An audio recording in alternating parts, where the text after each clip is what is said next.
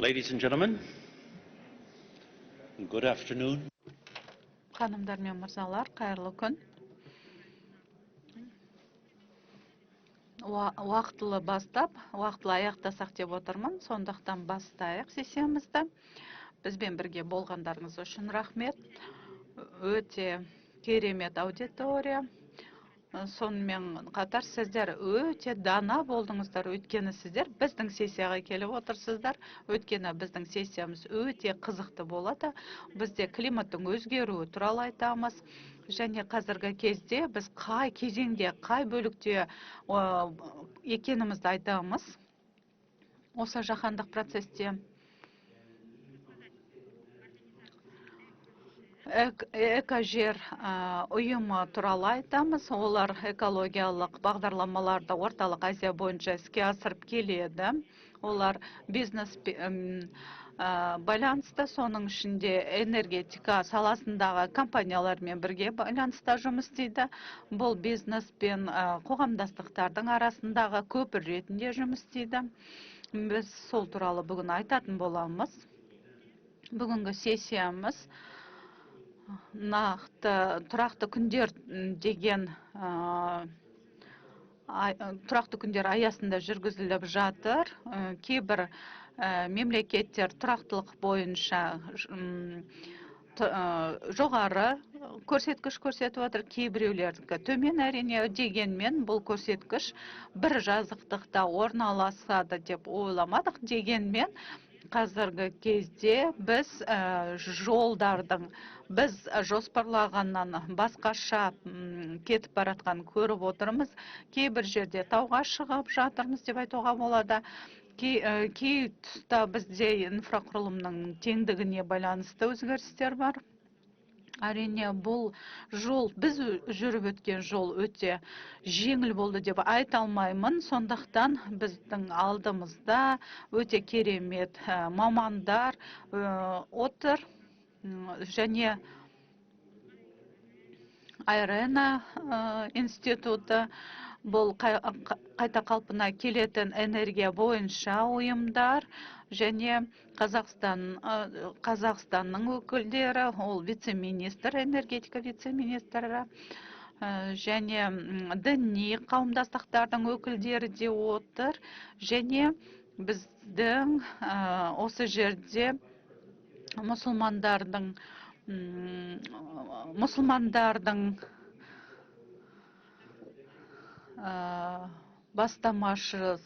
басшысы деп айтқым келеді. Мұсылмандар діни орталығының басшысы да отыр бізде. Және қазіргі кезде бұл институттар нақты қаржыландыру арқылы осы салаларда қалай дамыта алатыны туралы айтады. Бірінші сөзді біз институтқа береміз, содан кейін сұрақтардың бірінші легі басталады. Спикерлерге сұрақ қоя отырамыз. Егер уақытымыз болса, біз екінші сұрақтар легін бастаймыз. Ол орталық Азияның саясаты туралы айтылады. Қолдарыңызды қол шапалақтап қойсаңыздар біздің спикерлерге. Бірінші сөзді бірінші спикерімізге беремін. Қайырлы күн.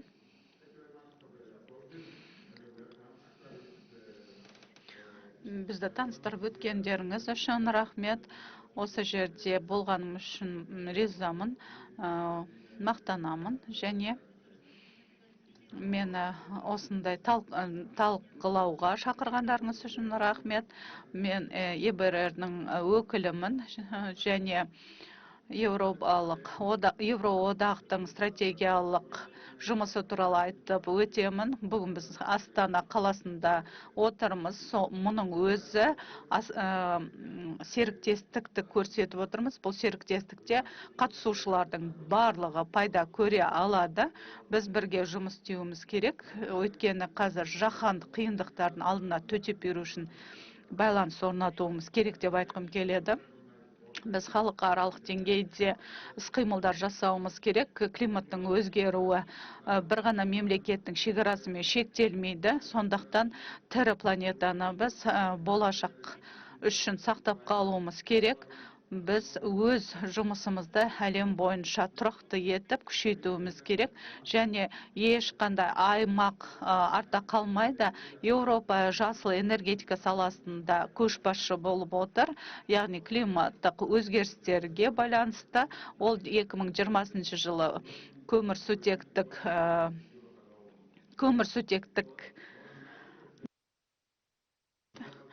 көмірсутекті төмендету бойынша келісім шарттарда жасаған болатынбыз. Бұл CO2-нің шығарындысын төмендету, бұл әрине тек Еуропаға ғана байланысты емес. Ебір бізде осы басқа да үлкен компаниялар желісіне кіреміз. Бізде мемлекеттік сектордан және жеке сектордың құрамынан құралады. Біз жалпы мақсатымыз жасыл секторды ұлғайту болып отыр. Біз көшбасшымыз әрине. Біз таксономияны, яғни таксономияда саласындағы стандарттарды жоғарылату үшін жұмыс істейміз. Біз инвесторларға ашықтықты көрсетуіміз керек, және жасыл жылыстатуды тоқтатуымыз керек. Өткен жылдан бастап біз жасыл облигациялар шығара бастадық. 2012 жылы үлкен трансформациясы өтті. Банктың барлық активтер қосылды, біріктірілді, және Париж келісім шарты бойынша қарастырылды. ЕБРР климаттық банктың рөлін айқындап келеді, және біз өзіміздің күн тәртібімізде өзгелерді шегіндіргіміз келмейді, артқа шегіндіргіміз келмейді. Біз жасыл технологияларды қолдана отырып, оларды қайта қалпына келу энергетикасын дамытуға қолданамыз. Соның ішінде электромобильдер, мысалы, оларда бәсекелестікке төтеп беретін болды. Соның ішінде макроэнергетика, блокчейн, жасанды интеллект, мұның барлығы цифрлық әлемге қадам басуға және жасыл экономикаға қадам басуға көмектеседі. Біз қолымыздан келген барлығын жасап отырмыз. Бакуда өткен COP25 шарасында арнайы қаржыландыру туралы хабарлама жасадық. 120 миллиард евро осы жағдайды жақсарту үшін бағытталатын болады. Еуропа аймақтары климаттық өзгерістерді жақсартуға көшбасшы болып келеді. Ол жерде нақты стратегия айқындалды. 2028 жылға қарай көптеген инвестициялар осы салаға жіберілетін болады. Біз Орталық Азиямен серіктестікте жұмыс істеп келеміз, және бұл аймақтың дамуына үлес қосқымыз келеді. Барлық стратегияларды қолдаймыз. Біз су ресурстарына, климатта және жалпы ресурстарға назар аударамыз, және Еуроодақпен бірге серіктесе отырып, біз барлық күшімізді осы салаға жұмылдырамыз. Мысалы, айтып өткім келеді, Қазақстанда наурыз айында Астанада даму банкі арқылы инфрақұрылым мен тұрақты энергетика саласында келісім шарт жасадық. Бұл мемлекеттің диверсификациясына көмектесетін болады, және бұл қазба ресурстарынан бастап қайта қалпына келетін ресурстарға дейін қамтитын келісім шарт. Бұл таза энергетикаға ауысу кезеңін қолдаймыз. Соның ішінде Қазақстан мен басқа да мемлекеттерге, Орталық Азиядағы мемлекеттерге көмектесеміз. 100-ден аса миллиард евро бөлінді. Соның ішінде электр жүйелерін тарату жүйелеріне, соның ішінде Қырғызстан, Тәжікстан, Өзбекстан мемлекеттеріне көмек ретінде бөлінді. Соның ішінде су ресурстары және энергетика бойынша 2022 жылдан бастап іске қосылды. Қазіргі кезде іске асып жатыр. Еуроодақтың мемлекеттерін басын қосады. Біздің банк 200 миллион доллар грант бөлінді. Бұл техникалық көмек көрсету үшін, осы су ресурстарын қалпына келтіруге арналады. Бұл жерде біз климаттық барлық проблемаларды шешу үшін біз Орталық Азия аймағымен, соның ішінде Қазақстанмен серіктесе отырып қана жүзеге асыра аламыз. Қайта қалпына келетін электр энергиясы енгізбес бұрын біз қолымызда бар зерттеулердің барлығын қолдануымыз керек. Біз көптеген энергетикалық жобаларды іске қостық. Әрине, бұл жобалардың арқасында бұрынғы өткен жылдарға қарағанда өте жақсы жетістіктерге жеттік, жақсы өзгерістер болды, және Орталық Азия бойынша стратегиялар нақты жүргізілді, және бұл стратегиялар түрлі қаржы инструменттері қолданылу керек болды. Біз климаттық жобаларды іске асыра отырып, осында қаржыландыруды қол жеткізу керек, қолжетімді ету керек. Және Орталық Азия, Кавказ аймағы осы саланы дамыту үшін қолдану керек. Соның ішінде осы қайта қалпына келетін электр энергиясы бойынша біз инфрақұрылымды жаңартуымыз керек. Шыны керек, біз көріп отырмыз, мұның барлығы іске асып келе жатыр. Инфрақұрылымдар жақсарды, және өте көптеген қайта қалпына келетін электр энергия жобалары іске асты. Біздің энергиялар, біздің желілер әрине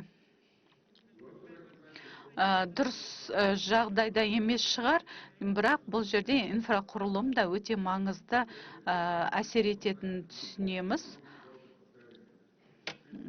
Бұл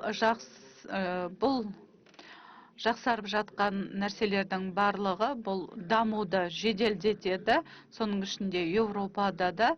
Сондықтан біз аймақтық серіктестікке назар аударамыз. Бізде Арал өзенін, Арал суын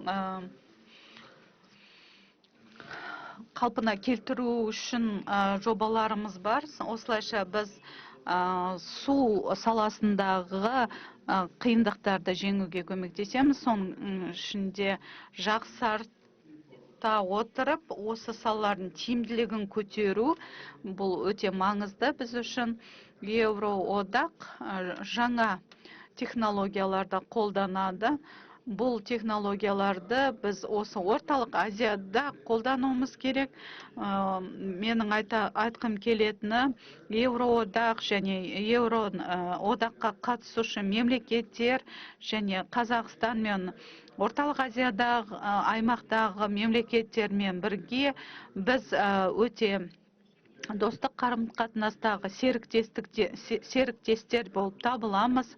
Біз болашақ үшін стратегиялық инвестицияларды қарастырамыз. Біз жасыл экономикаға бет бұрып, тұрақтылықты қамтамасыз етеміз деп айтамыз. Үлкен рахмет мені тыңдағандарыңыз үшін.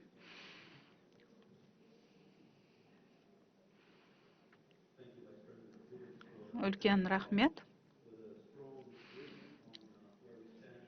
Кириакис Какурис вице-президент мырза, сіз қазіргі кезде біздің қай жерде, яғни қай кезеңде тұрғанымызды айтып өттіңіз, және 10 жыл бойы біз осы салаларды дамытып келе жатырмыз.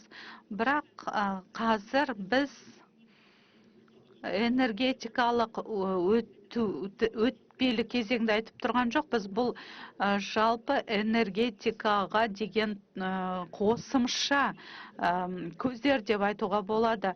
Әрине, қайта қалпына келетін энергия дамығанымен шығарындылардың азайғанын көріп тұрған жоқпыз. Өйткені өте көп сұраныс бар электроэнергияде. Неліктен бұлай болып жатыр? Өйткені қазіргі кезде жаңа технологиялар пайда болып жатыр, және жаңа технологиялардың барлығы көп энергетиканы тұтынады. Сондықтан біздің осы 1 сағат бөлінген дискуссияда сіздерге вице-министр мырзаны сұрағымыз келіп отыр. Өздеріңіздің пікіріңізді айтып өтсеңіз деп, содан кейін біз сұрақ-жауапқа өтетін боламыз. Қазіргі кезде қандай элементтер бар, және ары қарай осы саланы ары қарай дамыту үшін не қажет екенін айтып берсеңіз, вице-министр мырза, сізге сөз. Үлкен рахмет.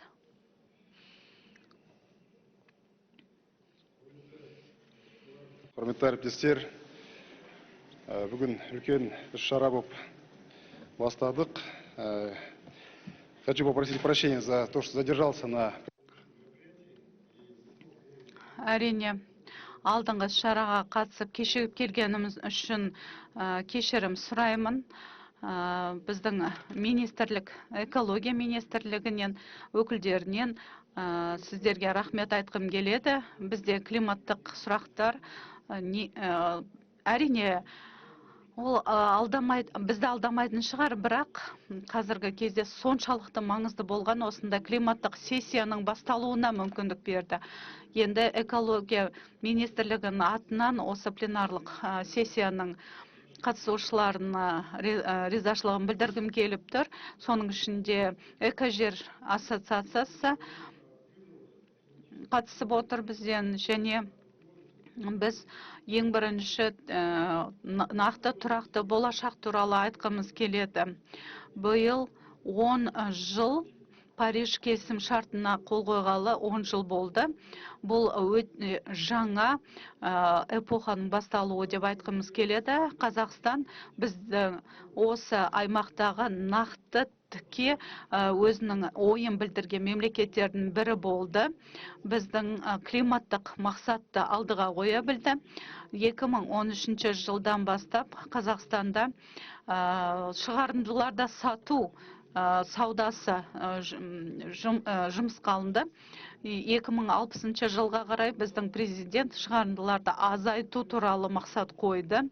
Соның ішінде бұл газдарының азайту, сонымен қатар жаңағы көміртектік бейтарапты азайту, декарбонизация жасау, ауыл шаруашылық пен транспорт саласын жақсартуға әсер етеді, және қайта қалпына келу энергия көздерінің дамуында да біз үлкен жетістіктерге жеттік. Қазіргі кезде ол 6%-ға жетіп отыр. 2030 жылға қарай бұл көрсеткіш 15%-ға жету керек деп көрсетеді. Және өнеркәсіпті колонизациялау, соның ішінде жасыл өнеркәсіпті дамытуда өте маңызды. Қазақстанда біз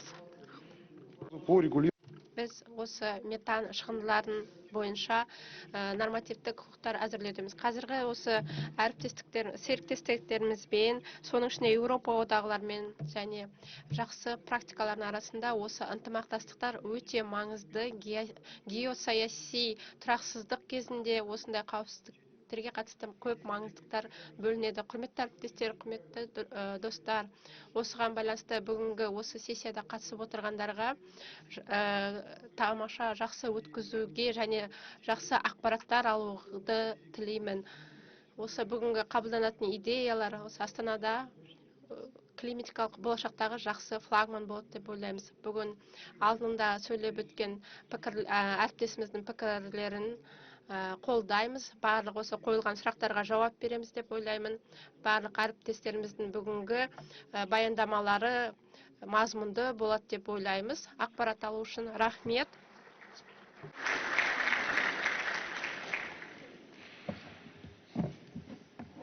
Thank you. Рахмет. Сіздің осы жылы сөздеріңізге алғыс айтқым келеді. Қазақстанда қандай міндеттер туралы айтатын болсақ, олар қалай, осы процесстер бойынша қалай жүріп жатыр, және осы қойылған мақсаттарға қатысты әрине ол өте, оларды осындай жобаларды іске асыру өте қиын. Сіздің рұқсатыңызбен және осы қатысушылардың рұқсатымен біз қазір талқылауды, осы маңызды мәселелер бойынша талқылауды жалғастырамыз. Британдық саясаткер, ол үкіметте жоғары лауазымдарда жұмыс жасады, министр сауда, инвестиция министрлігінде жұмыс жасады, модернизация бойынша жұмыс жасады. Қазір лорд палатасының мүшесі және политикалық реформалар туралы, саяси реформалар туралы қатыстерге айтып бере алады. Және осы қиындылық, энергетикалық өтпелі қиындықтарды әрине үкіметтермен жасалыр, үкімет және министрлер кабинеті министрлік тарапынан секторалдық талаптар талап етіледі, көп күш жүгер қажет етеді. Осы мәселелерді шешу үшін сіздің осы мәселеге көзқарасыңыз қандай? Рахмет. Thank you. Thank you for assistance from my right. Рахмет. Расында өте орынды сұрақ. Ең алдымен осы форумның ұйымдастырушыларына шақырған үшін алғыс айтқым келеді. Бұл сондай жетістігі жақсы, көп мәселелерді қамтитын форум. Сіз қойып отқан сұрақ расымен орынды, өзекті. Мен көп уақыт осы үкіметте жұмыс жасап, Великобританияда 70-ші жылдары мен жас министр болдым. Және қазіргі іске асырып жатқан жұмыстармен жұмыс жасап, жеңіл жұмыс болып табылады. Үкіметпен жұмыс жасағанға қарағанда біз білеміз, 10%, қиындықтың 10% және 90% ол қалай оны іске асыру. Егер осы мәселені шешетін болсаңдар, осы шешімді де ұстап отыру керек. Өйткені үкіметке өзгерістер енгізу бұл тек қана жұмысты жақсартуды талап етпейді, сондай-ақ қажеттілікті, тиімді шаралардың қажеттілігін де қарастыру керек климатқа қатысты. Және осы жұмыстар барлық министрліктер қамту керек, барлық секторлар қамту керек. Жақында климаттың өзгеруі қоршаған орта министрлігіне, табиғат министрлігіне ауыстырылған болатын, және даму банктері Америкада осы мәселемен айналысады. Яғни қаржы министрлігінде осы процеске тарту керек, себебі олар осы мәселеге қызықпайды, сондықтан тарту керек. Әрине, арнайы қандай да бір жұмыстар үкіметпен жасалу керек. Осы фискалды саясат қалай қалыптастыру керек, климаттың өзгеруіне қатысты кейбір елдерде осы мәселе өте маңызды. Мен осы іс-шара барлық үкіметтің тараптарын қамтитын жұмыс, осы жердегі қиындықтар, кейбір мәдениеттер тап болатын мәселелер, ол құндылықтар, яғни жалғыз саясаткерлерге қатысты, мысалға бір министрлік мәселені жалғыз өзі шешем дейтіндер. Ол проблемалар әртүрлі секторға қатысты, сондықтан үкімет біріктірген дұрыс, бұл ортада біріккен дұрыс, жалғыз жүрме. Әрине, қоршаған ортаға қатысты өзгерістер, климат өзгерістері, олар көптеген мәселелерге қатысты, транспорт, қаржы мәселелеріне қатысты, және орталық мұқтаждық, осы құрылымдық көзқарас мемлекеттерді қалыптастыру керек. Егер біз үкіметтік тиімділікті айтатын болсақ, мәселелерді, қоршаған ортадағы мәселелерді шешуге шақырамыз. Егер үкімет, мемлекет процестерге аз қаражат жұмсайтын болса, бізде орталандырылған үкімет бар. Үкімет осы мәселелерді горизонталды тұрғыда қарау керек, әрі қарай және вертикалды құрылымына көшеді.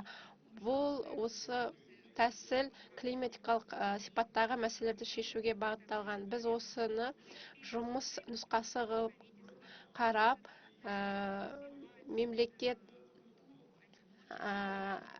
мәдениетті, вертикалдық мәдениетті дамытуға осындай жақсы жетіскен тәсілдер бар, яғни горизонталды тәсіл үкіметте болып жатқанның барлығында барлық сектор, департаменттер іс-әрекет жасайды. Бұл ол кезде жұмыс жасайды. Егер осындай іс-шаралардан кейін не болады? Жағдайды жақсарту үшін климатикалық мәселелер көптеген өзекті мәселелерді, шұғыл мәселелерді қамтиды. Рахмет.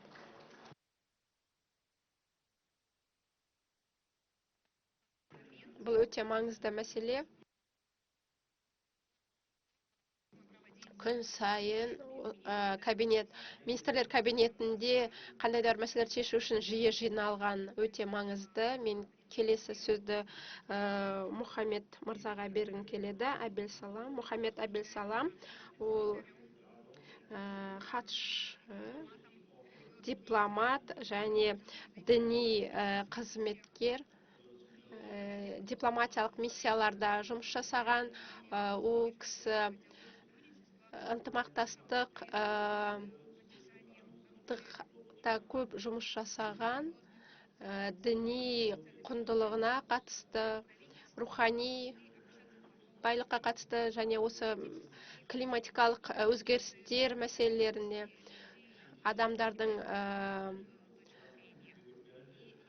әлеуметтік көзқарасы қалайша тиімді жұмыстарды, климатикалық мақсаттарды ұстап отырып, осындай діни басшылары үкіметке әртүрлі елдердегі мемлекеттері көмек көрсету үшін не істей алады? Сізге сөз. Көп рахмет. Барлықтарыңызда құлаққап бар деп ойлаймын. Аударманы тыңдау үшін мен араб тілінде сөйлеймін. Қатысушыларыңызға рахмет. Бүгінгі көтеріп отқан барлық мәселелер өте маңызды. Менің аты-жөнім Мұхаммед Абдел-Салам. Мәселе өте маңызды. Біз діни басшыларының рөлін айтқан кезде осы барлық бастамаларға көмек кезінде ол өте маңызды. Мен сізге мысал келтіруге рұқсат етіңіздер.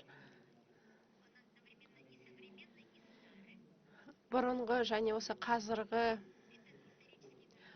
осы тарихи құжат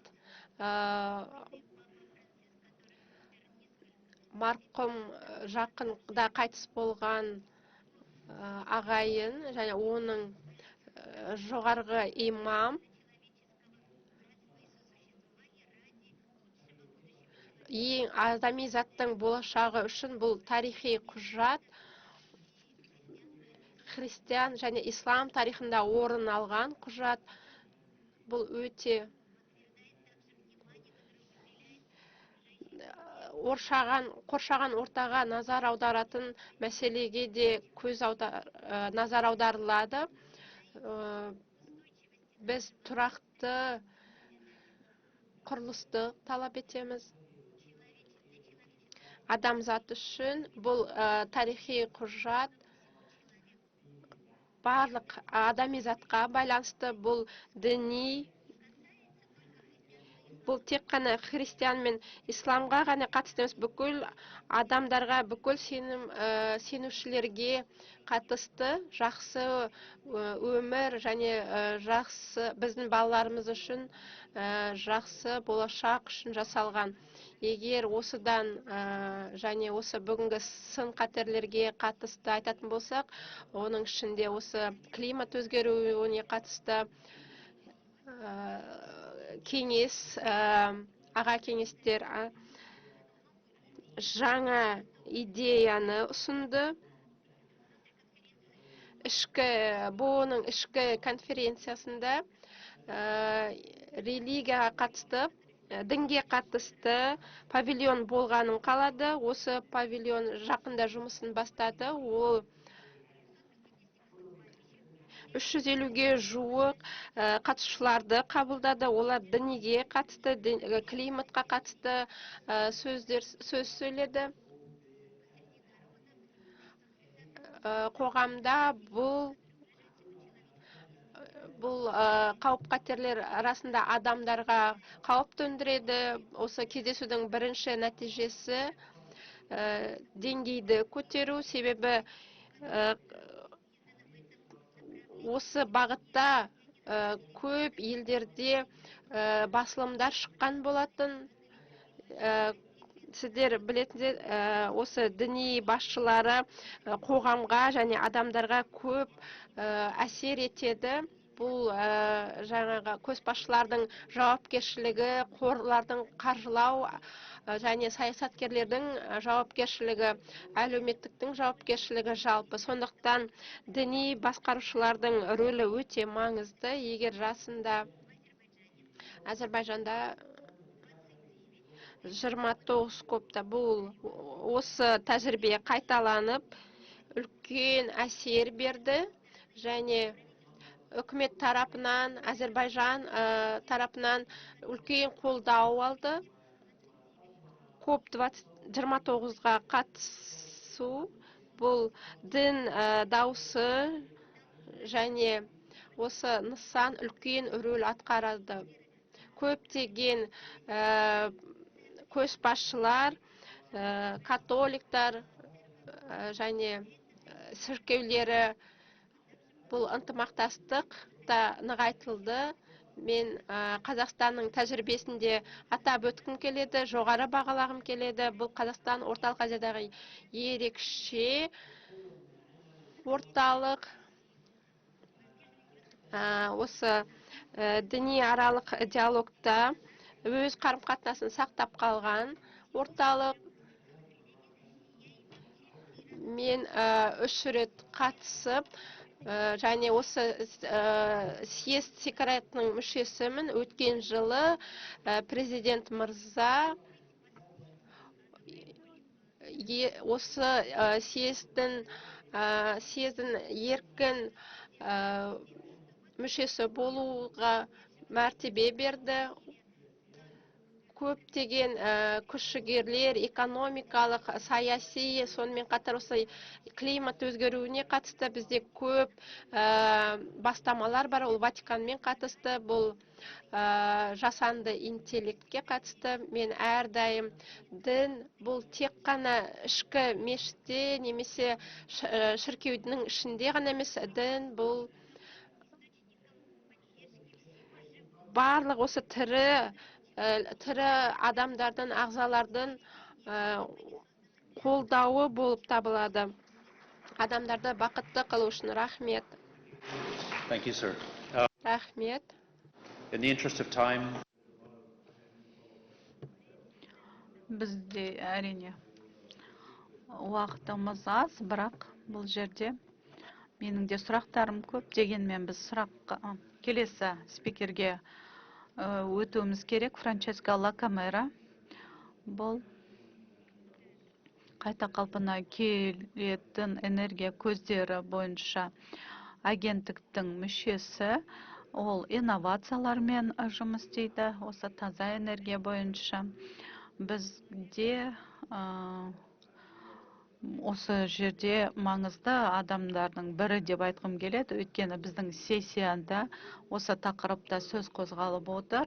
Сізден сұрағым келіп еді. Жасыл инновациялар.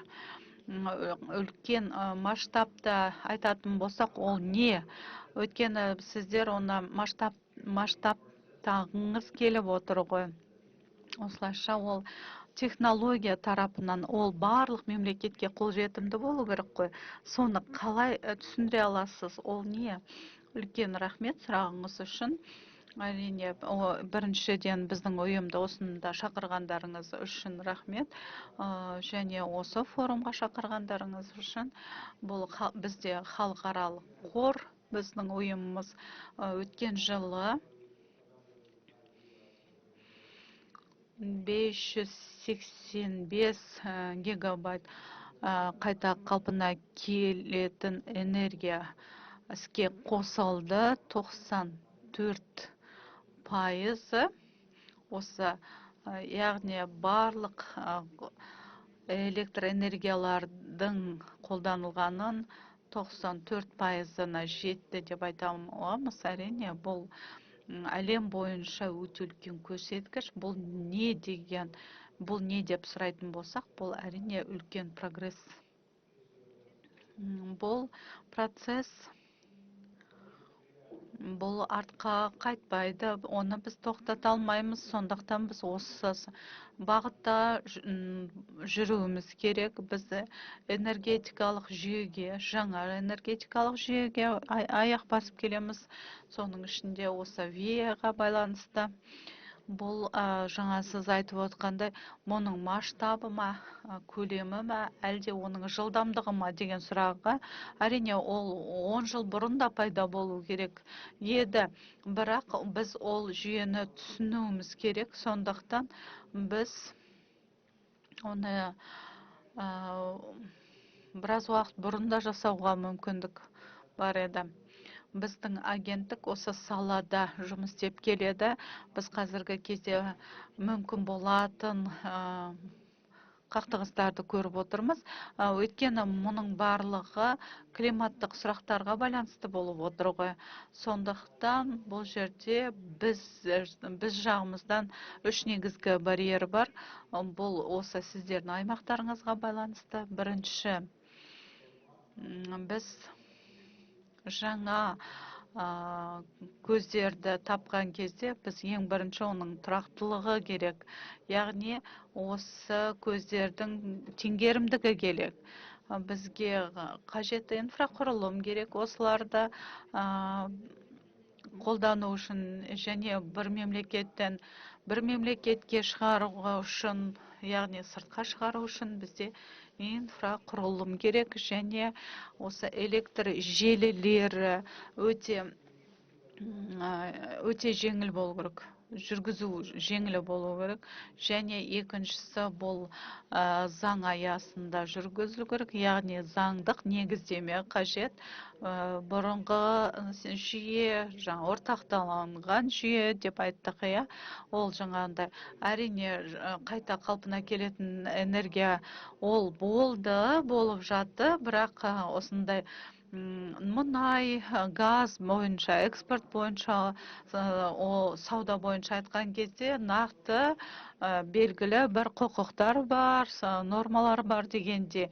Ал қазіргі кезде жаңа жүйе жоқ, яғни осы ВИА-ның оның құқықтық базасы жоқ. Осылайша бізде мысалы оның бағасы, оның маржасы, оны қалай сату керек деген сияқты жүйесі басқа. Өйткені бұл жерде осы жүйе өзгеше дамиды. Мысалы, бірінші өте қымбат болуы мүмкін, содан кейін ол арзандайды. Неліктен? Өйткені бірінші оны қоюы болады, содан кейін оның пайдасын ғана көре бастайды.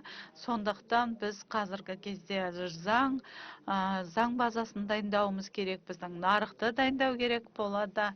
Нарық қалай жұмыс істеп жатқанын көруіміз керек. Бізге нарық, энергетика нарығы өте өте маңызды. Біз ұзақ мерзімді келісім шарттар жасауымыз керек.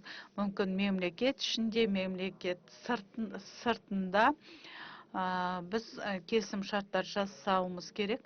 Және үшіншісі, біз дағдыларға байланысты деп айтқымыз келеді.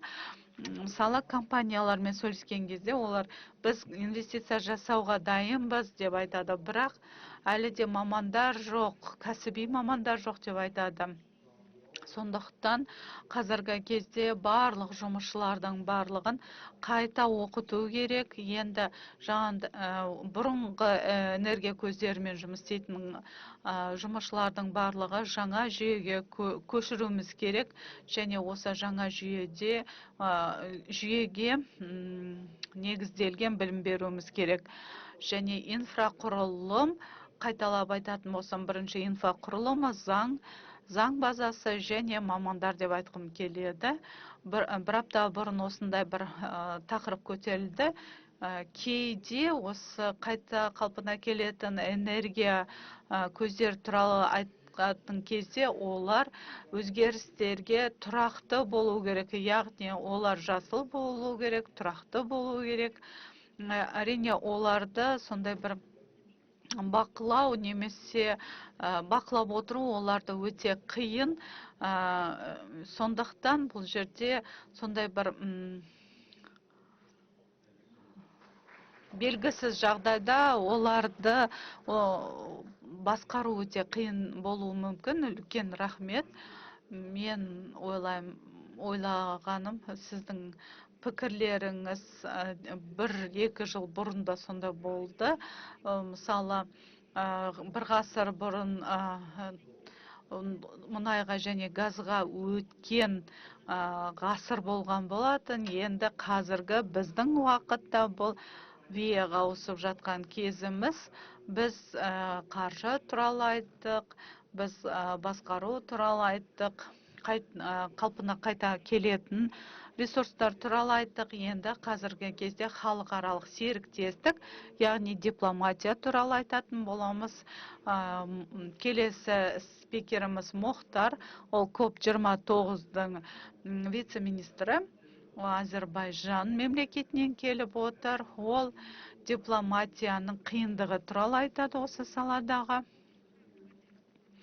Осы қиын жағдайда қалайша келісім сөздер жүргізе аласыздар. Осы салада соңғы жылдары көп өзгерістер болды. Мысалы, осы фокусты біз қалай ауыстырсақ деп отырмыз.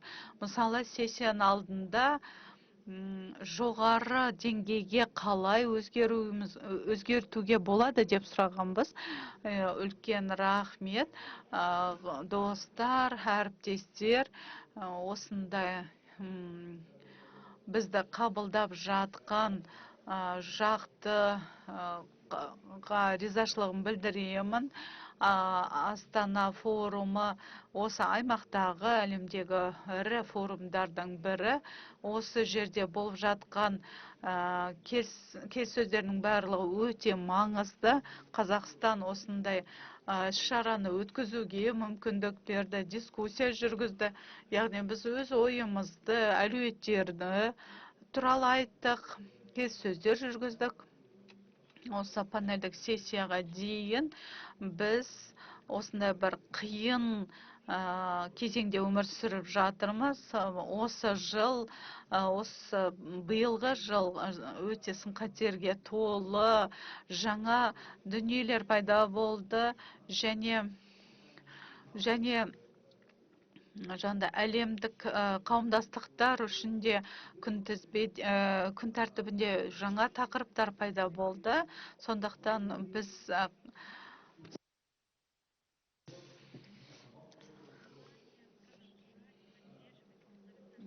бұл жерде сондай әр тараптандырылған процесті қолдап отырмыз. Біз COP29-дың президенті бола отырып, мен өзімнің хабарламамды, ойымды дұрыс жеткізуді мақсат еткен болатымын. инклюзивті жеткізу, әрбір адам өзіне қажетті платформасы болу керек. Әркім өзінің әлеуетін ашық айту керек дегенді алға тартамын. Біз осы жұмыста белсенді жұмыс деп, осындай көпірлерді салуға мақсат қойғанбыз.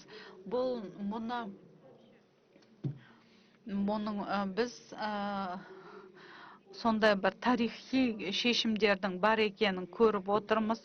Әрбір қауымдастықтың үлесін көріп отырмыз. Бұл мақсат, бұл көбіне инклюзивтілік туралы деп айтуға болады. Бакуде біз сондай бір әлсіз топтар бар екенімізді білуіміз керек. Бұлар балалар, қарттар, қашқындар, мұның босқындар. Және бұл жерде Бакуда біз әртүрлі бағдарламалар туралы айттық, гендерлік теңдік туралы айттық. Яғни келесі жылдарға арналған тақырыптарды қоздадық. Біз қауымдастықтар, қоғамдастықтар, инклюзивтілік туралы айттық. Және COP29-дың негізгі күн тәртібі мақсаты, біздің көзқарасымыз осы аспектілерге байланысты болды. Біз барлығына теңдікке қол жеткізуді армандаймыз. Және біз арнайы стратегия бар. Бұл цифрлық білімді жоғарылату. Бұл COP29-дың мақсаты осы жергілікті қауымдастықтарды күшейту, мысалы фермерлерді деген сияқты. Және әрбір мемлекеттің өзінің жауапкершілігі бар. Яғни климаттық іс-әрекеттері болады. Және бұл климаттық шаралардың барлығы жұмыс істеуі керек. Алдыңғы сессияда да айттық, біз жоспарлауымыз керек. Біз осы жүйені, таза энергия жүйесін болашаққа қалай алып барамыз. Біз климатқа қалай төтеп бере аламыз. Бұл климат әр күн сайын ыстық бола бастады. Біз дұрыс жаңа көзқарас танытуымыз керек бұл жерде. Біз COP29-да осындай жобаларда дайындап келетін мемлекеттерге қолдау көрсетеміз деп айттық.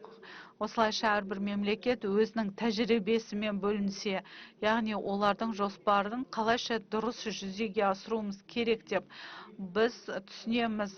Әрбір жақсы жоба, ол жақсы кеңестен құралады.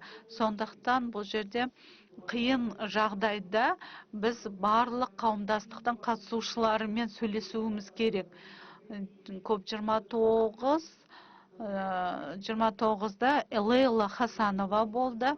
Біз ол жерде жастар бізге маңызды деп айттық. Өйткені жастар осы өзгерілген климатта өмір сүретін болады. Климаттық жоспарлар бөлек тұрған құжат болмау керек.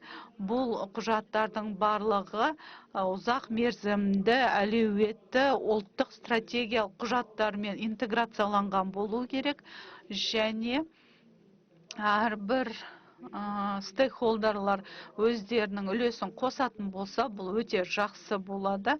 Және мұның барлығы тұрақты және жақсы саясаттың қолдауымен жүзеге асу керек.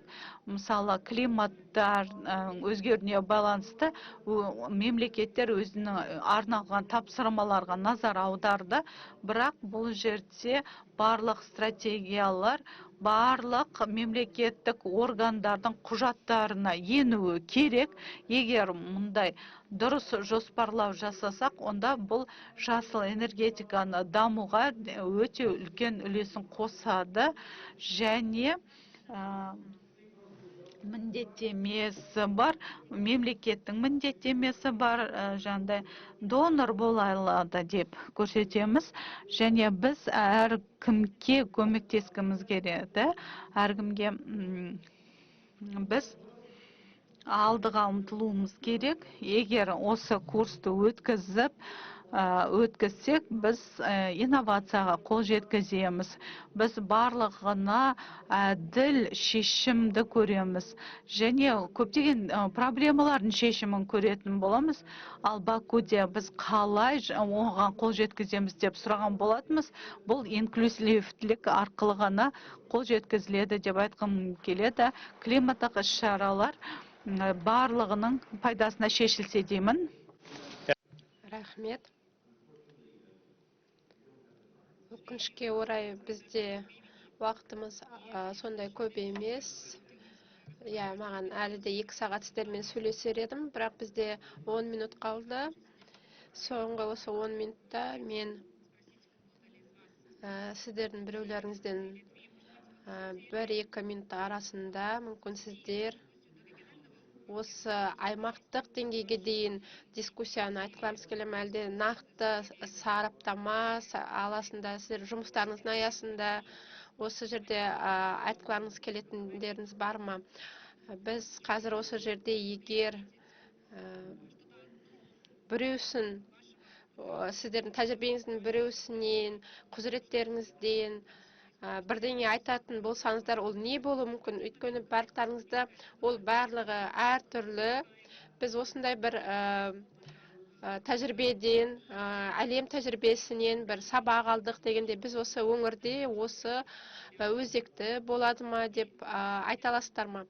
Мен осы сіздерден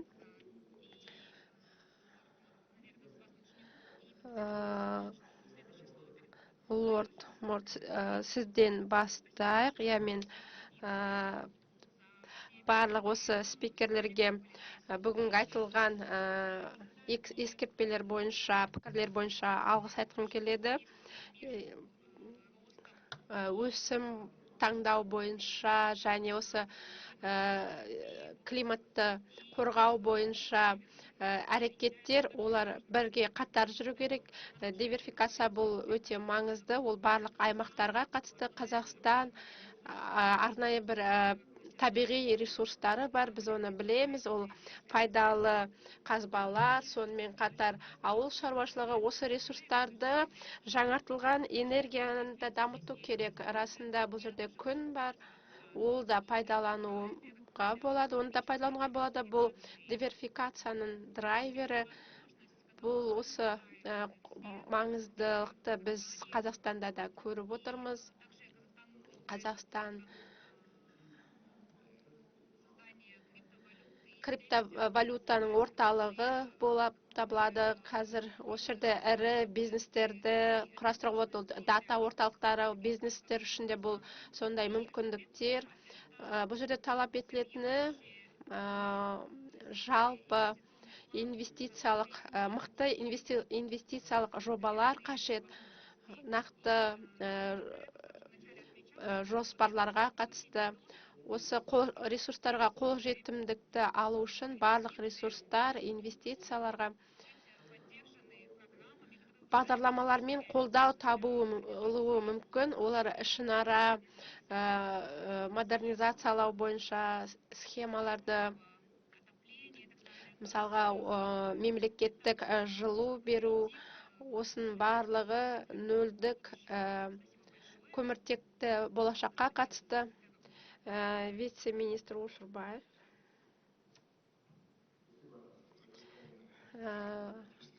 Осы соңғы сөз бергендеріңізге рахмет. Бүгін көп мәселелер талқыладық. Барлық әріптестерімде осы бүгінгі сөз сөйлеген спикерлерге рахмет айтқым келеді. Өзімнің алғы сөзімде айтқан сөздерде осы бүгін сөздер айтылды. Осы басқа секторлар бойынша энергетика, ауыл шаруашылығы, өнеркәсібін секторында осы маңызды жерде Қазақстан жаңа АНУФ 03 жобасы жасауда. Инвестициялық жобаға қатысты айтатыным, біздің НУФ осы инвестициялық жоспар ретінде қалыптасатын болады. Сондай-ақ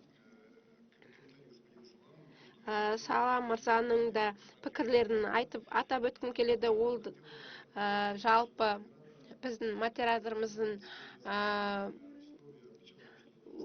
сөзінде бүгін Қазақстан орталық Азияда лидер осы шығарылымдар бойынша көшбасшы болып келеді. Әзербайжанмен бірқатар жұмыстар жасадық. Өзіміздің тәжірибемізбен, дағдыларымызбен бөлісіп жатырмыз. COP29 Бакудағы алаң, COP29 Мұхтар Бабаев осы мәселеде бізге көп көмек көрсетті. Барлықтарыңызға қатысқандар үшін алғыс айтамын. Rahmet. Director General La Camera, you were next. Бас директор, сізге келесі сөз сізге беріледі. Көп рахмет. Біздің бастамаларымыздан бөлісуге рұқсат бергеніңізге алғыс айтқым келеді. Әрине, орталық Азия елдеріндегі осы мәселелерді біз Бакуда COP29-ды талқыладық. Біз қазір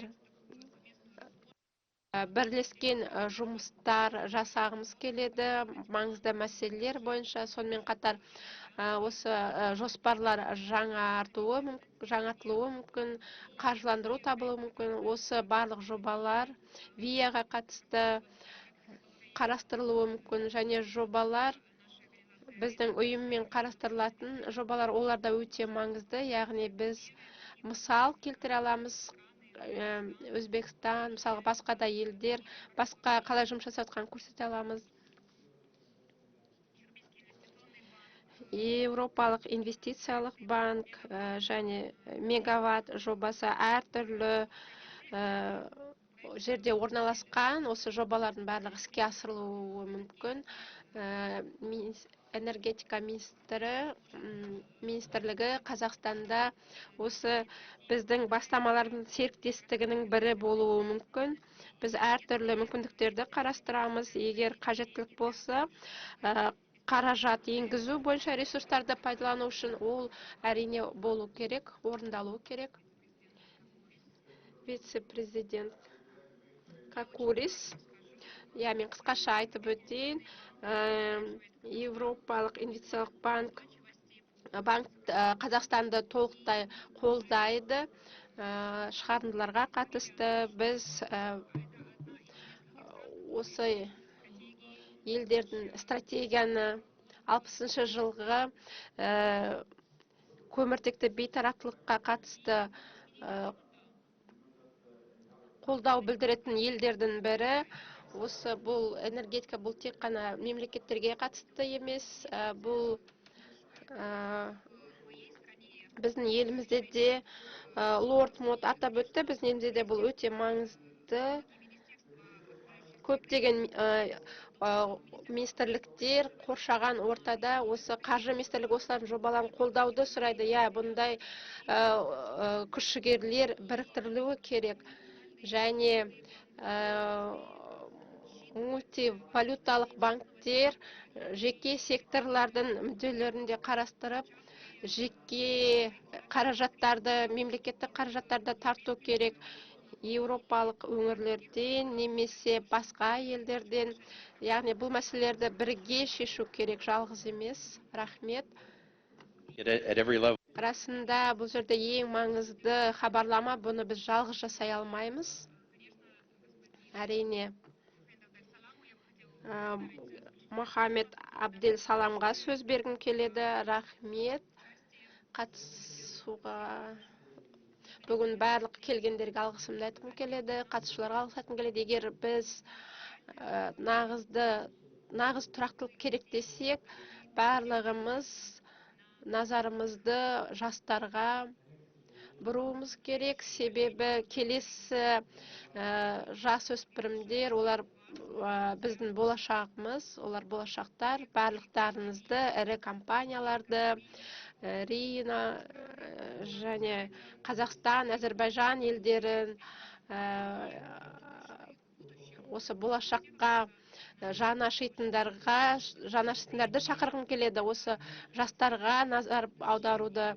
Себебі олар біздің болашағымыз. Бізге жақсы болашақ үшін осыған біз назар аударымыз керек. Жастарға назар аударымыз керек. Рахмет.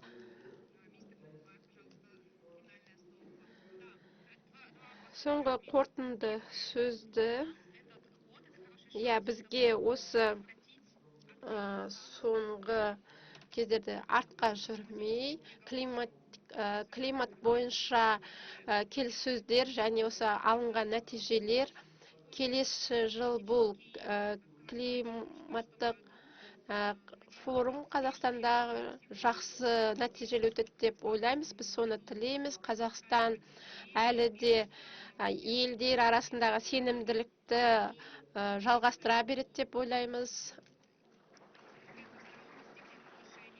Келісімге жетеді, болашақта келісімге келеді деген ойдамыз. Рахмет, құрметті ханымдар мен мырзалар. Біз 2:16-да басталып 15:16-да аяқтадық. Біз рахмет көп. Okay. I know you're very busy. Yes. Give it another comment. I just want to say no. We can speak. Okay. So, all right.